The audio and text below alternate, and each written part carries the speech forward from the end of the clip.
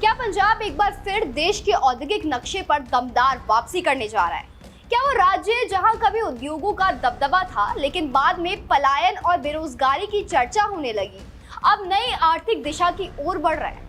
दरअसल भगवंत मान सरकार की नई इंडस्ट्रियल पॉलिसी को लेकर इन दिनों पंजाब में काफी चर्चा हो रही है। सरकार का दावा है कि ये सिर्फ एक सरकारी नीति नहीं बल्कि पंजाब के आर्थिक पुनर्निर्माण का रोड मैप है, जो उद्योग, रोजगार और सामाजिक समावेशन तीनों को एक साथ आगे बढ़ाने की कोशिश करता है।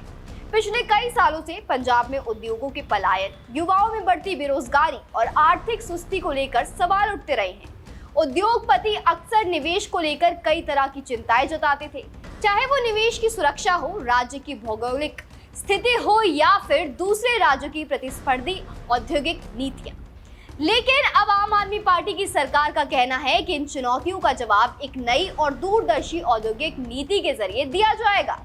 ये नई नीति सबसे बड़ी खासियत ये बताती है कि इसमें निवेशकों को लचीलापन दिया गया है। आमतौर पर राज्य की औद्योगिक नीतियां एक तरह का पैकेज होती है जिसमें निवेशक को उसी ढांचे के भीतर काम करना पड़ता है, लेकिन पंजाब की इस नीति में उद्योगपति अपनी जरूरत के हिसाब से इंसेंटिव चुन सकते हैं। यानी किसी प्रोजेक्ट के लिए कौन कौन से प्रोत्साहन सबसे ज्यादा फायदेमंद होंगे, ये अब निवेशक खुद तय कर सकेंगे। सरकार का दावा है कि इस नीति का एक बड़ा कदम पूंजी निवेश पर सीधी सब्सिडी देगा।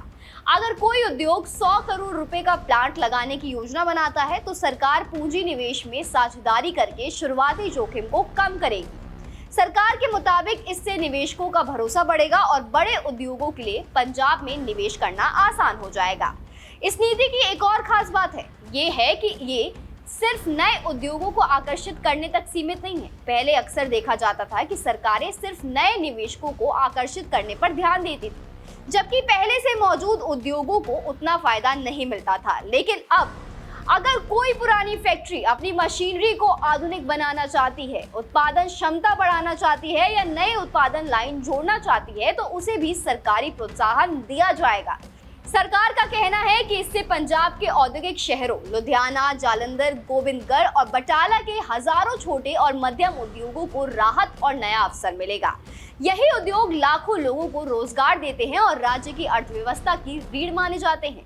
नई नीति में सामाजिक समावेशन को भी अहम स्थान दिया गया है। अगर उद्योगों में महिलाओं, अनुसूचित जाति समुदाय या दिव्यांग कर्मचारियों को रोजगार दिया जाता है तो सरकार अतिरिक्त सब्सिडी देगी। यानी रोजगार के साथ साथ सामाजिक न्याय को भी औद्योगिक नीति का हिस्सा बनाया गया है। छोटे और मध्य उद्योगों के लिए भी इस नीति में बड़ा बदलाव किया गया है। रोजगार सृजन सब्सिडी के लिए न्यूनतम निवेश सीमा घटाकर 25 करोड़ रुपए कर दी गई है और 50 कर्मचारियों की शर्त रखी गई है। इससे छोटे उद्यमों के लिए भी सरकारी प्रोत्साहन हासिल करना आसान हो जाएगा। इसके अलावा पंजाब की सीमावर्ती जिलों जैसे पठानकोट, गुरदासपुर, अमृतसर और फिरोजपुर के लिए 25% अतिरिक्त इंसेंटिव का प्रावधान किया गया है। सरकार का मानना है कि इससे इन क्षेत्रों में भी आर्थिक गतिविधियां तेज होंगी और निवेश बढ़ जाएगा। इस नीति की सबसे बड़ी ताकत इसका लंबा समय है। जहां कई राज्यों में औद्योगिक प्रोत्साहन सिर्फ 5 से 10 साल तक सीमित रहते हैं, वहीं पंजाब ने इसे बढ़ाकर 15 साल तक कर दिया है। इससे सेमीकंडक्टर, फार्मा, डेटा सेंटर और इलेक्ट्रिक वाहन जैसे बड़े और पूंजी गहन उद्योगों को राज्य में आने के लिए स्थिर माहौल मिल जाएगा।